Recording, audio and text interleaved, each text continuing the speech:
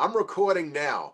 Hey, everybody, and welcome to episode 4. What's going to happen when I'm like past 10 and I run out of fingers? Episode 4 of Your Personal Record. I'm Adam Reelman. This is the show where we talk to record collectors, record shop owners, record shop managers about record collecting. If you're into record collecting, you will dig the show today. Today, I have got Joe Macchia. Now Joe over here, he's got a resume. So I'm going to see if I can hit every single point on this resume.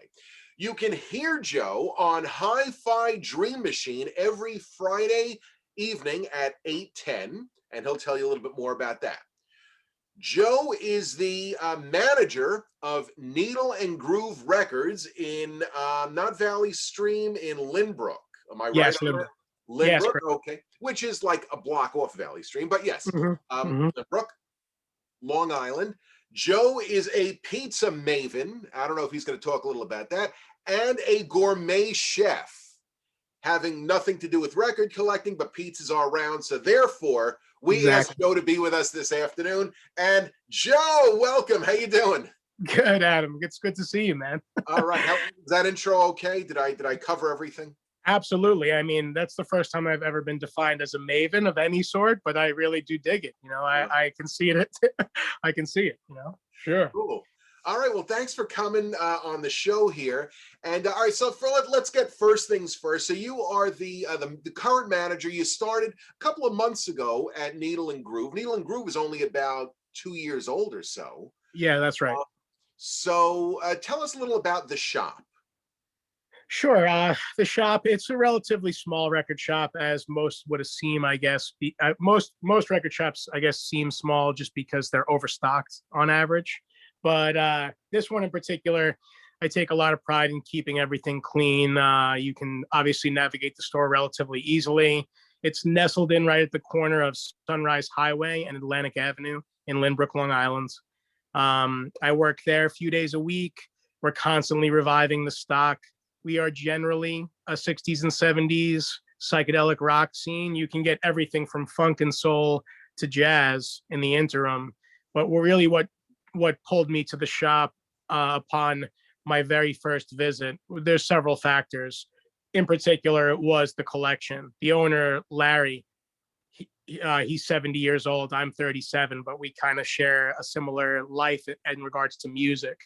So I'll find things there that, in the words of the old manager, Amanda, you know, she would tell me that it's easy for me because I want what nobody wants. And that's relatively true. The first time that I was in there, you know, fairly soon after they had opened, what is this place? I mean, it is, you know, like, because you go into stores and most record shops really don't have a whole lot of psych rock and a whole lot of proto metal. And originally when they first opened, that was really all there was. And it's like, holy cow, this place is amazing. And it's pretty close to where I am. So I guess technically it would be the closest record shop to my home. Right, exactly. It's right on that border. You're not terribly far removed from Brooklyn, Queens. It's not a tremendous stretch. You can drive further on Long Island than it would take you to get to New York City from where the shop is located. Yeah. So there's plenty of it's just snuck into this little kind of around the bend of that corner on Atlantic Avenue. It's a pretty big busy intersection. So chances are you've driven past it, you didn't notice it, but yeah, that's where it's located. Great spot. Yeah, it's a great spot. I mean, the shop, like you said, the shop is clean, it's neat, it's very, very well organized. Thank you. So as a record shop manager, it's got to bring joy to you when someone comes in and they're looking for a particular record, and you know, whether you have it or you can order it. I know that there's a lot of stuff that Larry has that's not in the store that he's got in storage. So, you know, Correct. I was in there a couple of weeks ago. Someone was, I think, looking for a Carole King tapestry. Right. And, well, I don't know that we have it in stock, but we might have it in store. You know, give me your number. So customer service is all there. But, you know, it's got to bring you joy when you have that record that someone's looking for. Absolutely. Yeah. You know, I think my favorite question is, can you give me any recommendations? It could be something as broad as that, because I have a slew of recommendations. And even though I am a psych head and I listen to a lot of krautrock and things that are better digested with an acid tab, I can take you down the avenues of funk and soul and jazz where there is some unlikely overlap. I like jazz rock. It's not exactly jazz, but my appreciation for freeform jazz, I can help a customer that wants something fascinating or interesting from that assortment of records. So, yeah, honestly, it's an overwhelming amount of information for the average person. I think another But time that I was in there, you had recommended Sir Lord Baltimore. correct. Who, I'll bring him up today. I'll bring him up today again. You know, that band in particular, not there. You know, I'm sure you're familiar. Being a Brooklyn kid, you know, that's where they came from. So, and they're not. If I heard someone say Sir Lord Baltimore when they came into the shop, I would say they know exactly what they're talking about. right. You know, they're And savvy. you had recommended that, and there was something, yeah, and he was commenting on what you had recommended the last time that he was in. I don't remember what it was, and it was like, yeah, I see this guy's all right, you know, he knows Yeah, that's how you mentally and emotionally feel them out, you know, when they're in the store.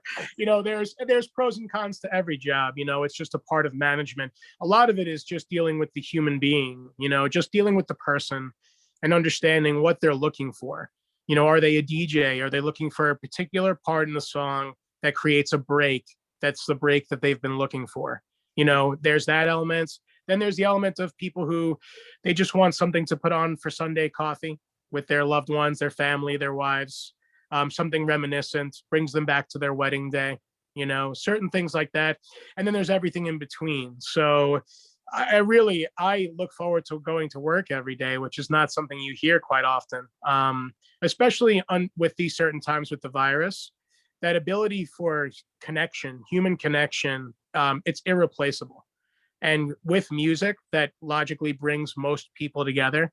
No matter how you feel about X, Y, and Z, if you hear a good song and you think it's a good song and I think it's a good song, we can at least unite over that. exactly. So yeah, it's a great place to be for sure.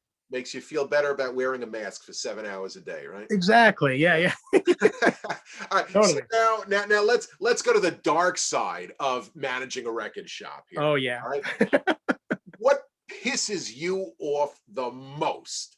What, you know, the type of customers, things that they do, just drives you up the wall when you're trying to manage a shop.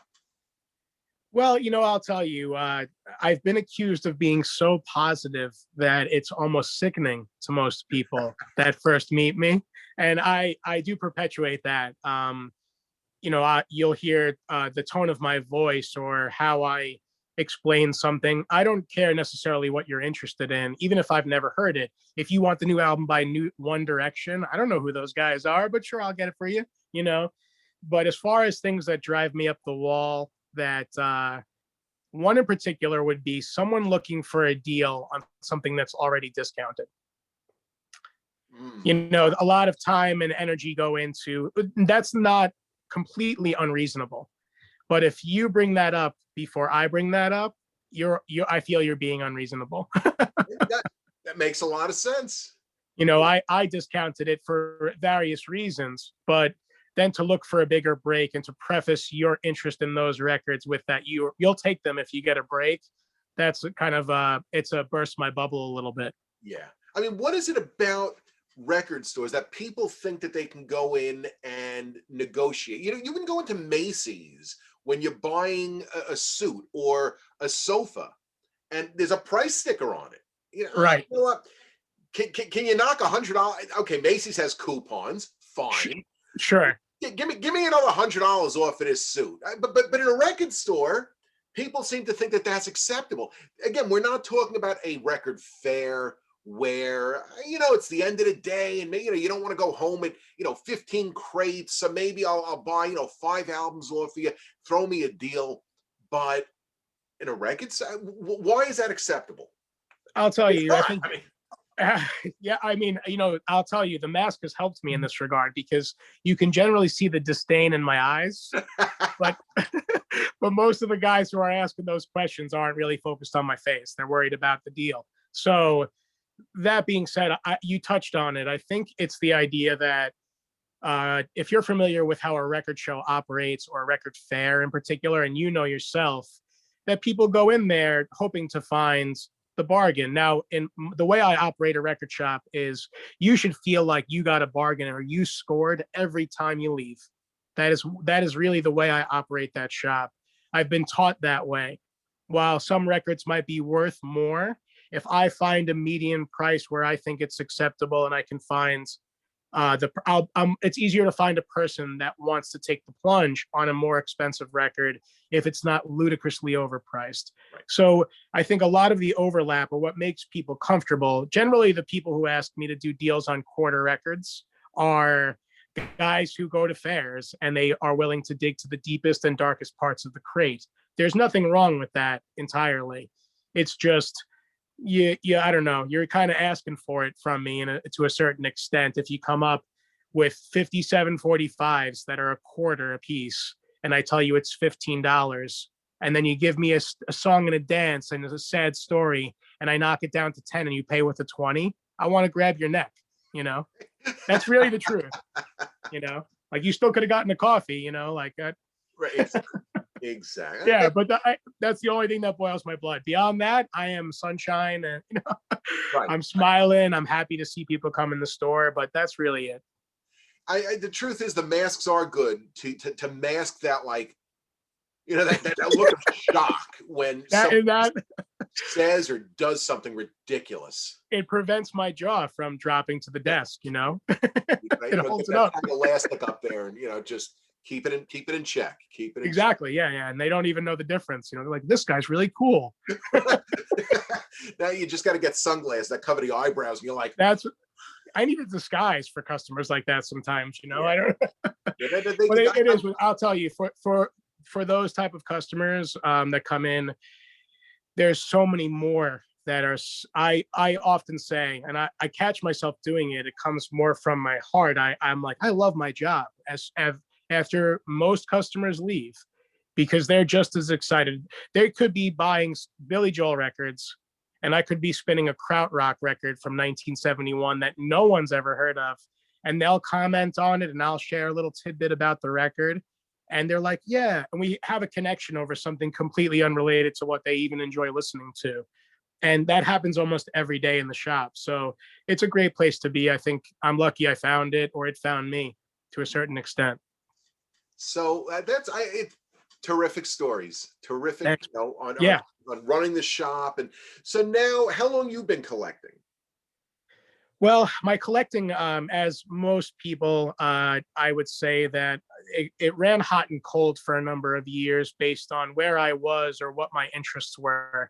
I'm a chef, as you mentioned earlier, and obviously the ebbs and flows of that lifestyle, it's not far off from being a rock star, or at least as like how I like to look at it. Sometimes you're on tour, and you're not exactly doing what you love because of where you are or what's happening. And as I go through that long journey down that river of life, I was either near a record shop, or the nearest record shop to me was over an hour drive away. So that obviously made some bumps in the road relative to considerable flow in collecting records.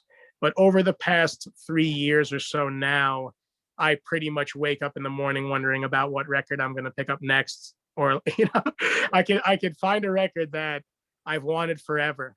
And then after I listen to it a few times and I'm geeking out over the fact that I finally have it, I'm always wondering what's next. So it's a gift and a curse at the same time. I think that, I'm going back 20 years, give or take, with eBay. It certainly made things a lot easier because it's a worldwide record collecting community. You want anything, and if it's not up there now, it will be in a matter of time. Discogs, the same thing. So, it certainly does have an impact on shops. And a lot of shops have closed, but recently a lot of shops are opening.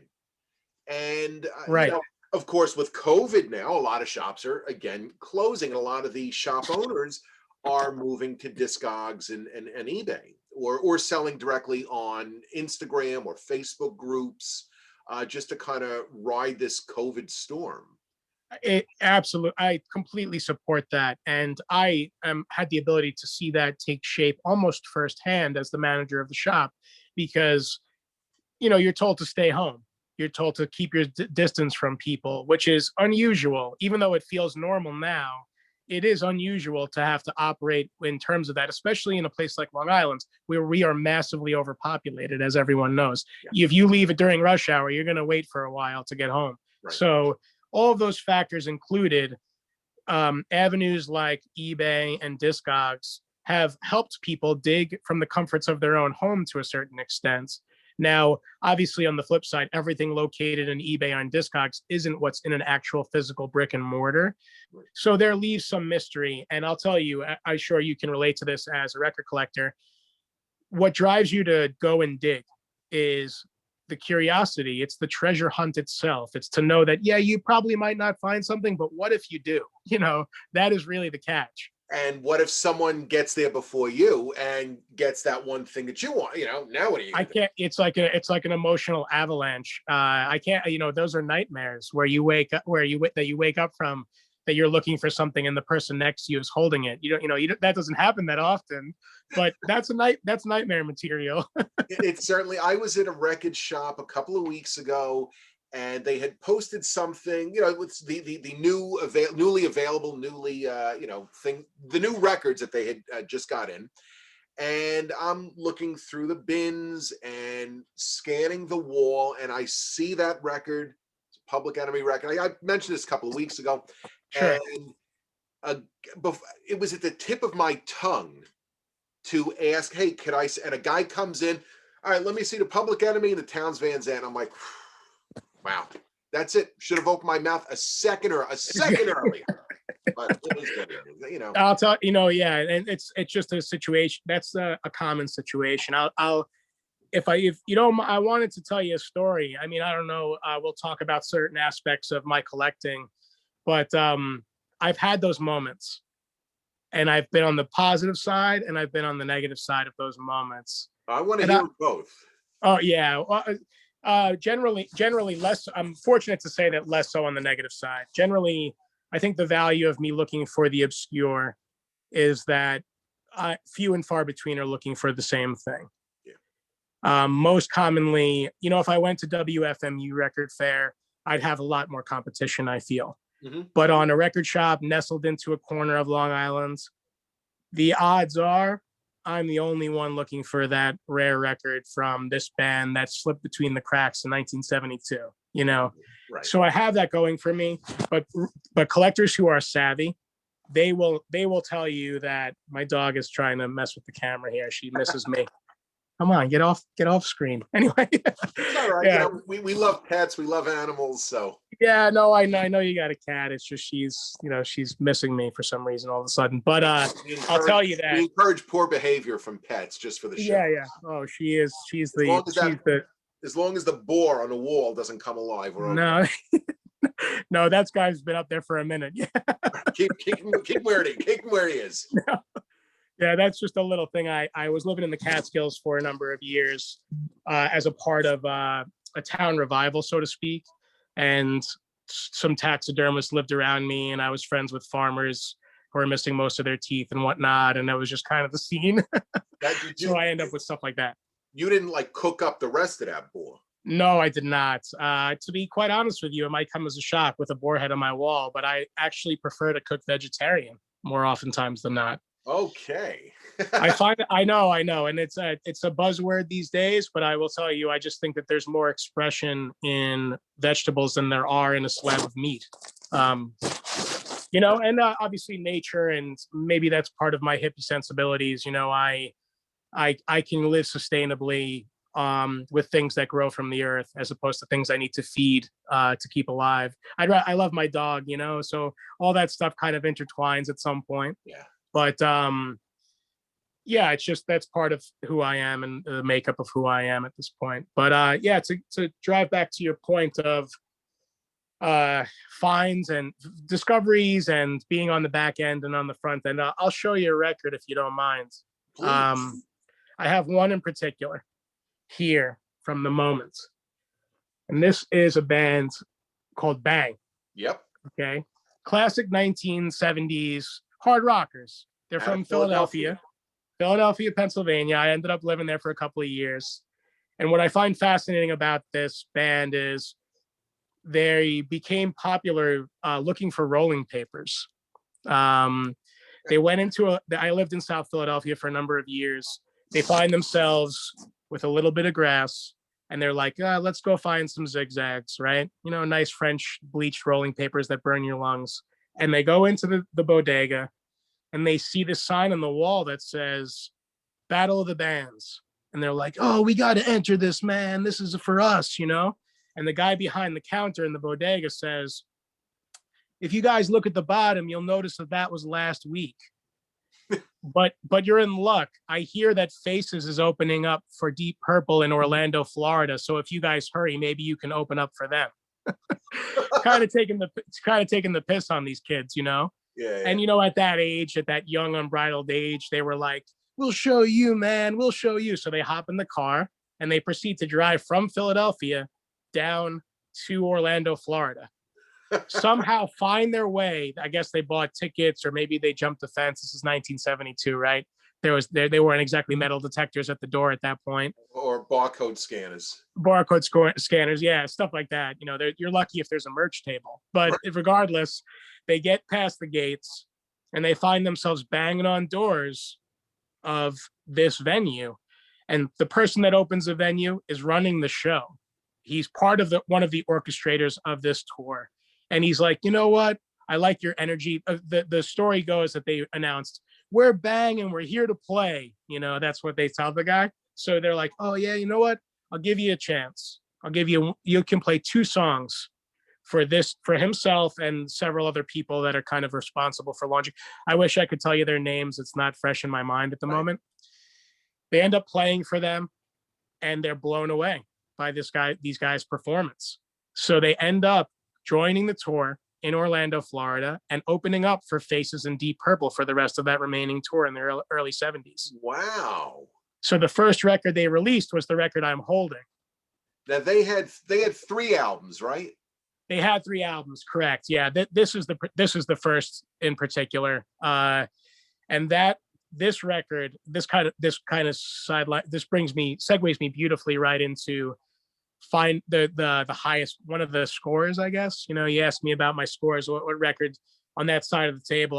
I'm in there. First thing I walk in and see up on the wall is this Bang record sitting next to Rory Gallagher's Taste on the boards. An amazing record. I think his 1969, 1970 records in the band Taste, speaking of Rory Gallagher, masterpieces. So I know I'm already walking out with those 2 records, right? I go over there. I ask the kid behind the counter. This is Infinity Records in Massapequa. I'm sure you're familiar with the shop. I say, hey man, could you grab those 2 records for me? And while I'm digging around the shop, there's these 2 dudes that are they know their way around the shop. Let's put it this way. They're much older than I am, and they have very little regard for my personal space. Pre-COVID. Yeah, pre-COVID. I was not wearing a mask. Maybe I should have been, but they're like bumping into me trying to get to bins, which I get it. You know, we just talked about this. What if the person next to you finds what you're looking for, you know? So that's not even in my mind. Like, yeah, there's a guy pushing me out of the way to get to what he wants to get to. And I'm wondering, does he know that something's there that I don't know that's there? You know, that's what goes through my head. Mm-hmm. But anyway, I'm holding these albums in my hands at this point. And I'm making my way around the store and they kind of go around. Turns out these older guys were there because they knew a collection was coming in and they wanted first dibs on the collection that was coming in. Right. So they're talking boisterous. Oh, you wouldn't know a good record if it hit you in the face, you know, blah, blah, blah, blah, that old stuff. So sure enough, I hear one of the guys, his name was Julio, and he's in the corner of the store and he says, what happened to that Bang and that Taste record that was up on the wall? And the kid behind the counter goes, he has it. And they all turned at the same time. And I honestly, it was in me to go, ha, ha, ha, ha, you know, like just to and but I'm not that immature, but I wanted to. Right. And it still, to this day, it feels like one of those bigger score moments for me, having a finding this record and knowing that it could have slipped through my fingers if I didn't grab it right when I did. Now, I picked up the second Bang record at Infinity. Oh yeah. So there you have it, right? Maybe I was a mother. Mother. Yeah, that's it. It's killer. Killer record. What an album. Yeah. Yeah. Their third one is not as good as the first two. Right. And I think it's a question of these guys, you see bands do this often. Some bands are obviously way better than it than others, but they're just trying to reinvent their sounds, and sometimes to a fault. Case in point, it's like if you guys stuck to the script on that first record, I mean, I don't think anything's necessarily wrong with the discography. It's just I have the one that I probably am most happy with. Mother would be the next closest that I would be happiest with. If Mother was on the wall, I would have walked out with that the same day, but I got lucky, and it has a little mint original sticker on it. Like, I'm into it, There you so go. Yeah, that was top of the food chain for me. As far as on the downside, I'll always wonder, I'll tell you, I had a record by a band called Crow. I actually have it here, and I wasn't planning on showing it, but I got it recently, and it's not a crazy expensive record. I don't know if you can see that name there. Yeah, and there's dudes on motorcycles. And the funny thing about the guys on motorcycles are that it's no indication of what you're actually going to hear on the record. They do a cover of Evil Woman, which, obviously everyone knows is Black Sabbath. And how are you going to cover that song and make it even remotely better? It's virtually impossible. Right. But the only 45 that came off this record was Evil Woman on the A side. And I just know it's something that it's a $25 record at the absolute most. So you see it, and then in the mind of the collector, you're like, do I pick it up and burn 25 on that, or do I save that 25 for a $50 record that I might find in the store, right? So regardless, I'm at a record show, Second Saturdays, in the peak of pandemic. It's a few weeks ago, probably about 3 months ago. So that's the one out in Jersey. Right, the one in Wayne, New Jersey. Right. So I'm there. I got a lot of good stuff there. No question. I didn't leave sad. But one of the records I left behind is the record that I just showed you. So I talked to a vendor. His name is Michael Overn. Yep. Vinyl Rescue? Yeah. Yep. And he kind of indirectly knows me from collecting, and then he follows me on Instagram, which was obviously helpful. And we were friendly at the shop, and I found some awesome stuff in his bins. But I leave, and sure enough, the only thing sitting on my shoulder and whispering in my ear is, "You missed that Crow record." Is the little crow. You had a crow bird whispering in your ear. And it was like, why'd you do that? So I let it simmer on my brain for a little while. And then I'm like, you know what? I'm going to reach out to Michael Overn, because it could have been in his table. I let it go to a point where I couldn't remember where I saw it in the show. There's 30 vendors. Let it go either.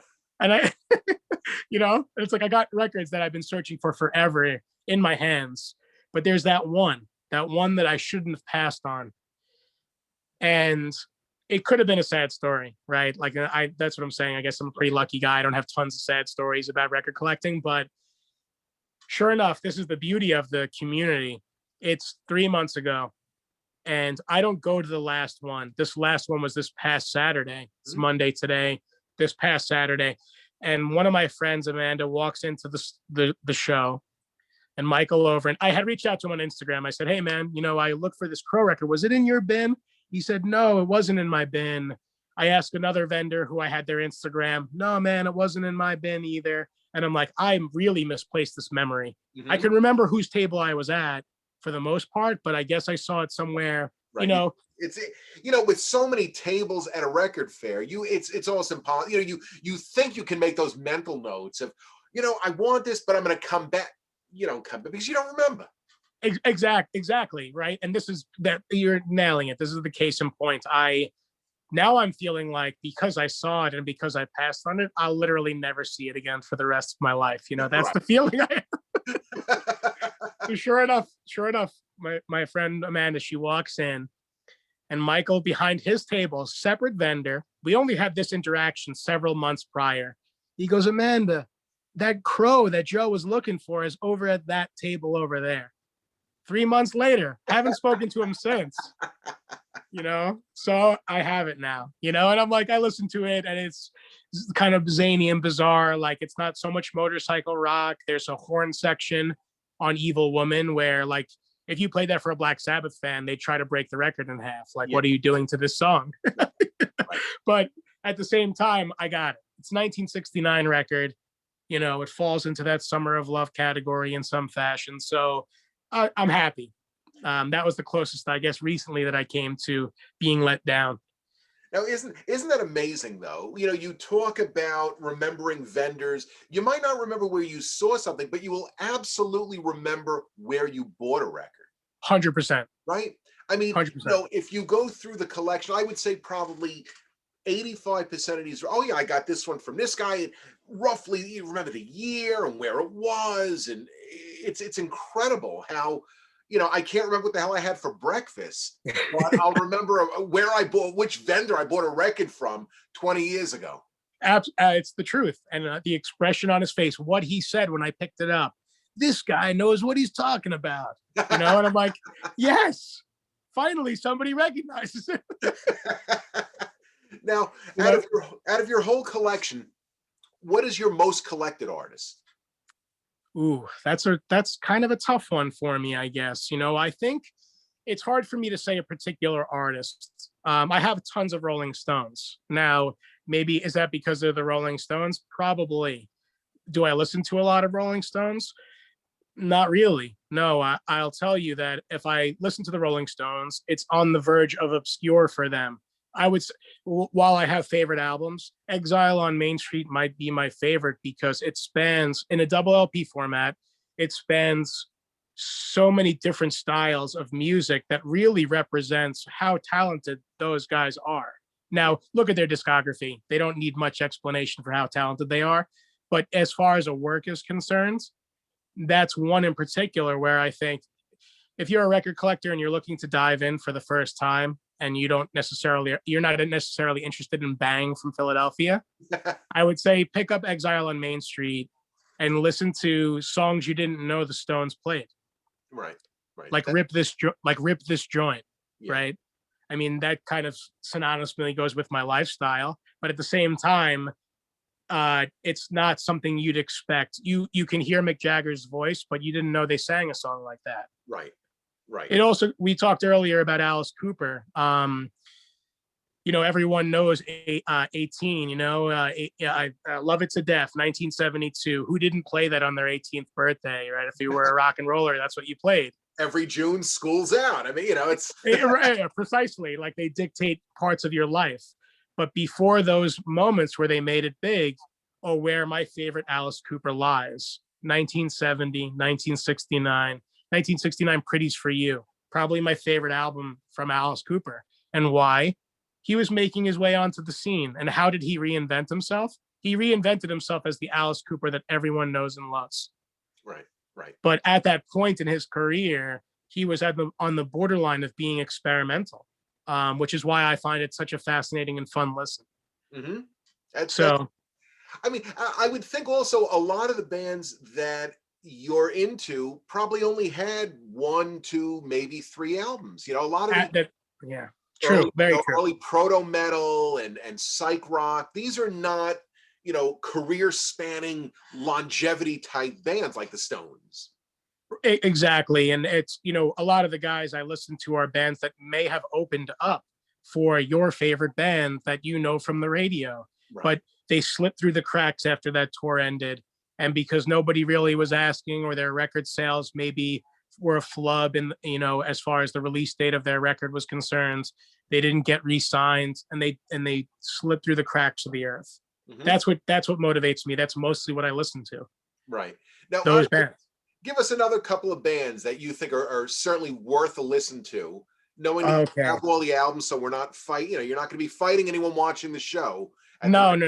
But I honestly, I'm creating some beautiful segue that I didn't see coming, when I first started thinking about this program. But I'll tell you, this particular band, Tucky Buzzard. Okay, it's a promo. Maybe it's not their best album, but the relevance of this band is that Bill Wyman, the bassist of the Rolling Stones, he loved this band. He was like, we have to sign Tucky Buzzard. It couldn't catch anyone's attention. They ultimately didn't do it. So Bill, on his own accord, ended up producing all of their records from the Stones. So that says something about the talent of these guys. And I think you can virtually pick up any record from them and you'll be very much impressed by their musicianship, how they just rock your face off. And they're a band that is just relatively unknown, but your favorite bassist from your favorite band is one of his favorites. Right. And that's how you start to learn beyond the notable bands and go deeper into the periphery, I guess is the best word for it. So Tucky Buzzard's one. Let me look. I have this one. I wanted to show you this one. This is Shinky Chen. It's probably hard to see because this is a glossy cover. Right. But Shinky Chen, I don't know, there's some cool gatefold art there. It's a caricature of him smoking weed, but he's the Japanese Jimi Hendrix. All right. When was that out? This is 1971, I believe. 1970. This reissue is from 2011. The original is like $10,000. That's the cheapest I've seen it for. Wow. All right. I know. And you're like, okay, that's absolutely insane. Why would you pay something like that for a record? And the odd part is that I think if you listen to it, you'd see why it might be worth it. Well, that's a lot of borscht, if you know what I'm saying. That's actually my favorite soup. No joke. Awesome. It's beetroot season as well. But anyway, so noted. Shinky Chen. Shinky Chen he is known as a guitar god from Japan. And these series of the guitar gods and musicians that were inspired by the likes of Cream, Led Zeppelin, The Who, those guys got together in Japan when they were having their Renaissance period of psychedelic rock. The psychedelic movement happened everywhere around the world for the most part. And the cat's going to start DJing for us. Right, just right. Like don't eat the Dust album. Just stay away from the Dust album. Another band from Brooklyn right there. Yeah, that Dust album is actually, it's one of my favorites as well. That's a powerhouse right there. Powerhouse. When you look at the three musicians who were in that band, Mark Bell turns into Marky Ramone. Right. Kenny Aronson went on to play bass with basically everybody. Right. And Richie Wise, who produced Kiss. And I mean, Right. Need you say more? It's like and that album is a monster. You played for anybody. Done. That was it. Yeah, it's the truth. You play that record for anybody, either one of their works for anybody, and they will ask you who that is if they're unfamiliar. Yeah. There's no question. Such dynamite. I was talking to Mark. This is at the Trenton Punk Rock Flea Market a couple of years back. He was out there hanging out, signing stuff. And I said, so are we going to see a Dust reunion? And he said it's unlikely. He felt that, he wouldn't necessarily be into it, but he's like, we wouldn't be what we were, 40, 50 years ago. And I guess 50. And, right. He felt that Richie Wise, he's like, he doesn't really, he's making so much money off of those Kiss records still that he's just sleeping all day. So. Yeah. He's hard to get in touch with, is what he's trying to say, right? Exactly. Yeah, which makes perfect sense. Yeah, makes perfect sense. But it's just, and then that's really the truth, and you talk about a band like Dust. These guys who came together to create this music, how many people are involved in making a record? Not a lot of people think about something like that. And it's like somebody who produced the record is just as important as the drummer sometimes. Oh, absolutely. And people don't think about music in terms of that, especially if they're not savvy in regards to collecting. But you can draw a line down this musical roadway of connecting pieces that might be, like we said earlier, a world-class jazz pianist who for some reason is producing a psychedelic rock record. Right. Right. And it's like, well, what did he love about this band? What did he love? And if I met him, that's the first question I would ask, Yeah. So to me, it's an incredible thing. Yeah. And it's just the history. It's really, I'll tell you, not to get too far off topic, but in regards to the radio show that I do, it's called Time Travel Radio. It's 103.3 WWRO. And the show is called The Hi-Fi Dream Machine. My name is Smokin Joe. It's appropriate. Smokin Joe. Yeah, Smokin Joe. And I have people come into the record shop and they're like, is this Smokin Joe? So I get a kick out of it every week. But what I do for 4 hours on Friday nights is basically, I play a lot of obscure music, but the point is there's a story behind all of these bands that can somehow interconnect with what was going on in a different part of the world at the same exact time. Right. And you can hear influences from those bands that made the radio, because there was no Discogs or YouTube back then. Mm-hmm. And their influences on the bands that you're listening to on the show, so I get a lot of interesting feedback from, he's good. I'm keeping an eye on him over there. You see anything out of anyone? Let me know. I don't want to have to catch my loud clown figurine. I know. Yeah. We'll move this one so that. Move that. My dog is snoring off camera. I don't know if you can hear her, but she's snoring. I have a soothing voice, people tell me. Obviously, not too enthralled with the whole record collecting. Oh no, she's heard it all before, I guess. So I don't take offense. Every Friday night. Yeah, every Friday night I'm broadcasting with her sitting next to me. So that's how it goes. But I'll tell you, it's just an interesting path you can take, and to find out who these artists are and what their story is or why they never made it. Some of that's the most mystifying part. Why didn't someone enjoy this when they were performing? Right. Why did it take 50 years for them to be recognized? Yeah. These are the questions. These are the questions that any collector, anybody who's looking at stuff I just showed will ask those questions. How did I never hear of the Japanese Jimi Hendrix? Right. There's a lot of series that are out now. The Riding Easy, Brown Acid series. Absolutely. Numero Group has a couple of compilations that, are these one-off bands. They came out with a single on an independent label. Right. And one and done. That was it. But you listen to it, it's like, wow. I mean, why? What prevented you from just moving and doing it? The stuff is so good. Absolutely. I agree with you. I have a customer in the record shop. He's 70 years old. He is an organist in a doom metal band from the 80s called Winter. I know who you're talking about. Exactly. Not every, I guess in the audience may not, but this guy he's got in the ballpark of somewhere between 40,000 to 50,000 records. He Winter. Yes, Winter. He's in the band Winter. His name is Tony.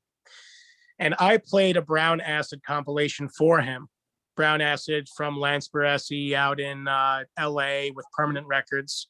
And his jaw with his mask on hit the table, because he said 1969, obviously I'll mention Blue Cheer, right? Arguably the first metal band of all time. 1967, they do a track, Summertime Blues, where they're playing proto metal as Summertime Blues, right? In 1967. It was a true Back to the Future moment, when you're playing Chuck Berry on stage and he stops for the raising applause and everyone's like, what the hell was that? Right. So here I am with Tony, who's 70, and he's like, how does this guy have Lee Stevens, the guitarist of Blue Cheer? How does he have his guitar tone a year before Lee Stevens was doing that guitar tone? And like, that's the moment you hope for in records, and I'm grateful. I almost showed those today to you. I have all the Brown Acids. Yeah, those are killer comps. Absolutely amazing. And if you find a single, if you somehow by chance find a single off of those compilations, you got to pay $100 to $200 for them. Yeah. For one song. Yeah. 2 songs, really, And like, yeah, like obviously that could be the really emotionally stressful part. All right, he's departing. That's a good one. Well, this is going to cause more The trouble suspense is killing. down that road. I got some suspense. Anyway, but I can breathe now. yeah, it's all right. We're good. We're good. My dog's still sleeping. All right. Yeah, now the ambiance is back in check. Exactly. So Exactly. but I'll tell you, so all of those things, and it's like, you ever watch that show American Pickers on TLC, where these guys go into these dark, these places that have been shut down? It goes beyond music, obviously, but they talk about the joy of discovery. Yeah. And that really is, I mean, to go back to the very first question, like, why do you collect? It's the joy of discovery is 70% of that reason. Right. Just finding something that you really want. Maybe nobody else wants it. That's fine. That's fine. It's actually better for me. That's the way I'd prefer it, actually. Yeah. And I think that with computers now, certainly with Spotify and YouTube, it's making it so much easier. When I was a kid, you had to find the other guy who was into sort of the same thing that you were, and then you trade tapes. And oh my God, but how many of those guys were around? You had to like seek out the other maniac who was into metal, to get, the King Diamond tape. And if you've never heard it before, exactly. And now it's, you enter King Diamond onto YouTube, and 75 other bands that sound like King Diamond will come up on the side. Oh, you like this? Well, certainly check this out and check that out. Absolutely. That has revolutionized the art of discovery to a certain extent. You could create a playlist on a medium like Spotify, and maybe some record collectors who are watching the program will be like, this guy's talking about Spotify. He's the worst. But the reality of it is, you can discover more music if you just give that a chance. And let's say you're driving in your car and you don't have a turntable in your car, right? What are you going to do when you're on that long road trip? So you listen to music, and when that playlist ends by that artist, you're going to discover someone in that same genre, maybe even from the same year, doing something subtly different that you like twice as much. And that's the joy of it. That's really the joy of it. How could you discount something like that? Exactly. And that explains my weird taste to a certain extent. It had to start somewhere. And even though it did start with the Rolling Stones and the Who, I'm listening to krautrock now. Right. It's German rock and roll. And I wanted to show you one of these things. We might have ended up talking about your most recent record, or what's the last thing you got. This was the last record I picked up. It's hard to tell. It says Can't Get Through on the front. Doesn't say the name of the bands, so it's kind of a tough one to show. It looks really weird. The band's called Harry Chapter. They're a krautrock band from Germany. And you mentioned Sir Lord Baltimore earlier. How I would define this band is if Sir Lord Baltimore sung The Green Manalishi by Peter Green's Fleetwood Mac. I know. It took me a long time to come up with how to explain them, and that was the best thing I could come up with. That's a lot right there. So yeah, it's like chaos, but a symphony of chaos. Okay. I don't know any other way to say it. The Green Manalishi was my alarm clock song when I was in high school, when I was waking up as a kid, which has the crescendos. It creates suspense. Mac, but then priest. Yeah, this is right. Exactly. This is, yeah, exactly. So then you find a band like Sir Lord Baltimore, who's a Brooklyn band from the early 70s, and they are as proto metal as it gets. Whom Tony played with as well. Tony did play as, Tony Panisi. Love that guy. Anyway, so he helped. There are those elements to music and sound, and if you haven't heard it, it might be hard to understand what I'm even talking about. But what I'm hoping happens out of this program with you here is someone hears one band that they say, hey, this guy mentioned Sir Lord Baltimore a few times. Let me check them out. And they discover that it's their new favorite band. That would mean the world to me. Yeah. Now, we'll start wrapping. I'll tell you a story about Sir Lord Baltimore. And within about a week or so, I had ordered two Sir Lord Baltimore records on off of eBay. Sure. Right? And the Kingdom Come Yes. drives, okay, and it was mailed in a not a record box, but in one of those prepaid like postal service mailers that you're supposed to open up and make into a box, but they didn't open up and make it into a box, so they left it flat and they stuffed the records in, then they peeled off the adhesive and just sealed it. All right. Sure. So I, pry it open, and the record had slid to the bottom of the box. So when I pulled it out, the whole bottom of the album, like from here, got stuck onto the adhesive on the box. Oh no. And that's it. Cover's ruined. Oh no. So I had emailed, messaged the vendor and explained to send pictures, got a full refund on the album. The album plays beautifully, but the cover is shot. Right. Within a week, I ordered the second album off of eBay. The self-titled one. Right. And it's the description said it has a tick on like track 2. All right, like a bad tick. Sure. You know what, I can deal with it. Price is right. It was fine. And I win the bid, win the auction, pay for it, and get a message from the seller saying, as I was boxing it up, I was listening to it. The tick is a lot worse than I thought it was. I'm refunding your money. I'm sending you the record. So there's 2 Sir Lord Baltimore records. Wow. For nothing. Yeah, I mean, you're a legend. I don't know any other way to describe it. I mean, no one that's never been heard of before. I've since upgraded Kingdom Come on a with a cleaner, like certainly a very good plus sleeve. Well, I'll tell you that I would say between the 2 albums, they are somewhat different. I think the self-titled is a little bit more polished, whereas Kingdom Come is raucous. Oh, is that yeah. record? Yeah. Yeah, it's like we're a bunch of drunk pirates on a boat yelling at each other. Like it's really yeah, it's really, really good. Yeah, it's classic, And I'll tell you, I know we're planning on wrapping it up. It's like my tastes do range from weird, strange psychedelic rock, proto metal, to certain avenues of funk, soul, and R&B, to certain jazz musicians, experimental rock, things that just make your brain, your neurons in your brain fire off in wild directions. And what am I listening to? And it goes back to the big wholesome point of that music brings people together, no matter what you're into.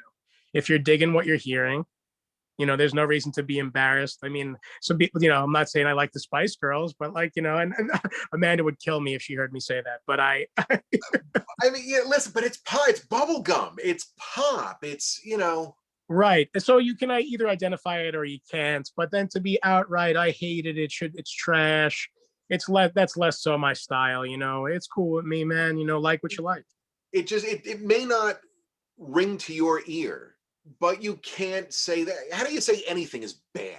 Right. I agree with you. There's some stuff that's complete crap. But right. Yeah. Aside from that, I mean, aside from if they're playing it on the radio, I may not dig it, but millions of other people are. So, exactly. Right. Exactly. And it's like, oh yeah, the human race is deteriorating. This is the stuff that they're listening to. Blah blah blah blah. You can jump into any avenue of your cause and effect of this whole thing. But the idea is, it's like when I talk about the radio show, it's like time travel radio. Yeah. I'm bringing you back to a time where these bands were trying to be played on the radio. These bands were trying to become known. They aren't, some of them will be pissed off that I paid over $100 for their record because they were laying on top of them as a makeshift bed for a number of years in the 70s. Nobody wanted them, couldn't give them away, but it's the ebbs and flows of the community. And, the time is right. And for the sake of the deal, sometimes, you take the plunge. I've paid a few $100s for a record, Yeah. And some people would look at me like I need to check my priorities. But at the same time, you want it, you need it. It's wants and needs. And, with record collecting, it's more often we need than we want. Yeah, it's absolutely the truth. That is the best way to put it. That definitely encapsulates it for me. You sure. That's why when you were riding home from Wayne, New Jersey, you're texting Mike saying, "Find that Crow record for me." You're right. And I'm sitting. I have like a box full of diamonds on my lap, and I'm like, what about that $5 bill I left, over there? And it's like, it's just, yeah, that's one of those things. And I'll tell you, it's a living, breathing thing. It unites us all in some fashion. It's easy to have opinions about X, Y, and Z, but at the end of the day, it's why I do the radio show in particular. It's about the music. Like, while I am Smokin Joe and you hear my voice and my clever spins on some records or some detail information, the big picture is it's only about the music. It's not about anything other than the music. That's it. It's what hits your ear, and that makes it gold. Absolutely. And I'll tell you, it's like, those moments when you're on a road trip and your radio station fades out and you have to find another radio station that's palatable in the next state. That's what makes the cut on my show. My show live broadcast out of San Francisco Bay Area. So the only way to listen to it in the East Coast is to live stream it and do the math on the time frame. But that's the thought, is any point during those 4 hours, if I was driving through a state and I didn't know who Smokin Joe or the Hi-Fi Dream Machine was, I could turn the radio on and be like, wow, who's playing this song? And then I get a little bit more background information. And then all of a sudden I'm making the trip more often because I want to hear what's going on. It's not to be famous, in any fashion. It's just a cult following would be pretty cool, Right. It's what you're doing. And more interested people in a genre of music that is mostly consumed with people in their 60s and 70s now. I like to see young people interested in stuff that's come to pass as opposed to what's popular. Right. That's a big part of music as well for me. That's a big part of record collecting. It's a tangible piece of history. Yeah. Well, on that note, Joe, I want to thank you for coming out. Thank you. Really just staying in and Zooming, I guess, however, whatever. I've never been more comfortable. It's kind of odd. That is great. You don't have to leave the house. We can talk. We can see one another. So now I have to do all of my requisite, make sure you do this. So if you like what you see, kindly subscribe to the channel, because I hope to be doing lots of these interviews with record collectors just like yourself. And if you want to be on the show, leave a comment or touch base. I guess they message on YouTube. So you can leave a message for me and I'll get back to you, and we can chat on Zoom. Like the video, I have all my notes here. Like the video, leave a comment. I think that's it. So, all right. This is what happens when you put a guy like me to do a YouTube show. I think it's a work of art, if you ask me. Yes, this is certainly a fine sculpture. And for those that have been watching the last couple of weeks, you'll notice that nice blue aura coming from the back. I have really upgraded the production value of the show by getting a Wi-Fi light, one of those lights that you can program from your phone. So it's mysterious. Yeah. Next, maybe we'll do the smoke machine next week. We'll see. Wow. No guarantees. Friends, I want to thank you all for tuning in. Joe, I want to thank you for just chatting with me and relaying some really just terrific stories. Check Joe out on the Hi-Fi Dream Machine every Friday night at 8:10. And where can we find you, Joe? On 103.3 WWRO. You can log into the website. It's 1033wwro.com. I go on at 8:10 on Friday nights. You can also find me at Needle and Groove Record Shops in Lynbrook, Long Island. I am there most days during the week. We're open 11 to 7 except for Sundays. And reach me on Instagram. My handle is Joe Mac, JoeMacc 83 at Instagram. Shoot me a message. Any questions, I'm there. I'm easy to find. And all that will be in the description. So we're going to make it nice and easy for you. All these links and all that stuff. It's going to okay, great. Awesome. It's going to be there for you, the viewers. All right, that's it, everybody. We are going to stop the recording, but I'm still going to hang out and talk to Joe for a bit. Bye, everybody. Thank you. This has been another episode 4 of your personal record. Thanks, everybody.